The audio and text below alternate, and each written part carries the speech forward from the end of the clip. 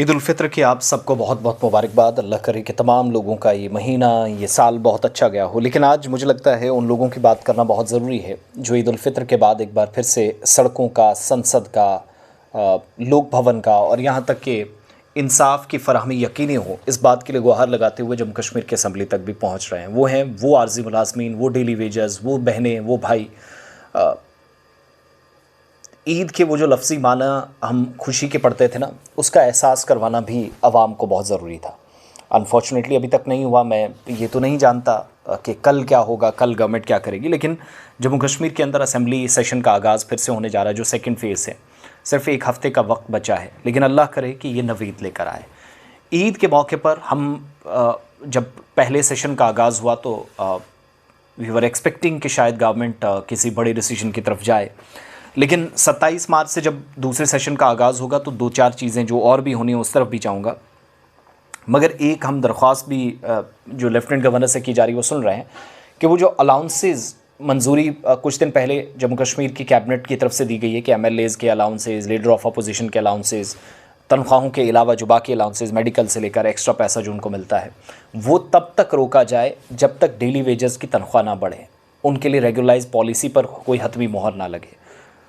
वैसा तो होना नहीं है कि ये डिमांड गवर्नमेंट फटाफट से मान ले, मगर when it comes to the humanitarian loss, so we are on back foot as a state, as a union territory, as a responsible citizen of India और responsible citizen who are working currently in J and K government और presenting the union territory on national site. Omar Abdullah सरकार, उनके वज़रा एक मजबूत और मरबूत हिकमत अमली बनाने में नाकाम साबित हुए। नासिर असलम समेत मुतअद्दिद लोगों को जब उन्होंने परमानेंट करना था तो बहुत सारे लोगों ने कहा कि ये डेली वेजर पक्का हो सकता है। They were mocking actually the current regime और the current National Conference government. But when it comes to the daily wagers, हमें याद है कि मुतअद्दिद एमएलएज़ ने ज़ोरों शोरों से मसला उठाया।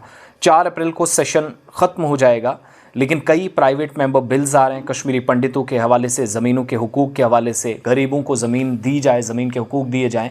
और मुझे हैरानी है कि नेशनल कॉन्फ्रेंस खुद क्या करती है। तनवीर सादिक साहब अब ये बिल ला रहे हैं जो हमारी जानकारी है, but when it comes to the other parties और you can say second line को आप देखते हैं तो पीपल्स डेमोक्रेटिक पार्टी की तरफ से वहीद पराने लाया था, तो तब उनके फाड़ कर उनके मुँह पर फेंका गया था।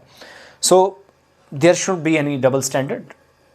वो जो एक नॉर्मलाइज चीज़ें की गई हैं पॉलिटिक्स में, वो इस वक्त चल रहा है। फिर कश्मीरी पंडितों का मामला, वो माइग्रेट ना करें, उनकी सुरक्षा को, उनके तहफ़्फ़ुज़ को यकीनी बनाए जो 1990 या 90 की दहाई में निकले, दाएं बाएं चले गए। तो ये सारा सिलसिला रहा।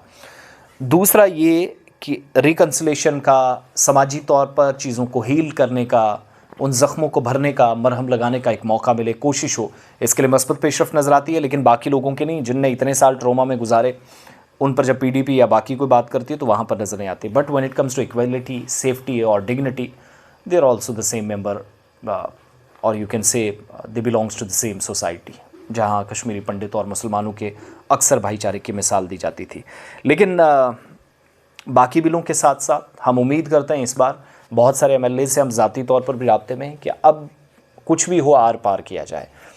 आर्जी मुलाजमीन का मसला है, कमेटी की रिपोर्ट नहीं आई। क्या ये कमेटी टाइम पास करने के लिए, या गवर्नमेंट ने वाकई में कुछ ऐसा पॉकेट में रखा जो बाद में अनाउंस करें, लेकिन ताख़ीर ना हो जाए?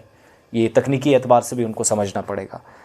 सो रेस्ट चीज़ें आहिस्ता आहिस्ता आगे जाएंगी, आप देखेंगे तो शायद गवर्नमेंट को भी होश आए। आशा वर्कर्स, आंगनवाड़ी वर्कर्स, तनख्वाहों में भी कम से कम इतना इजाफा कर देते जो 30-40 हज़ार के आसपास चले जाते। 9 हज़ार पे कोई डिग्निटी नहीं है साहब, कुछ भी नहीं है।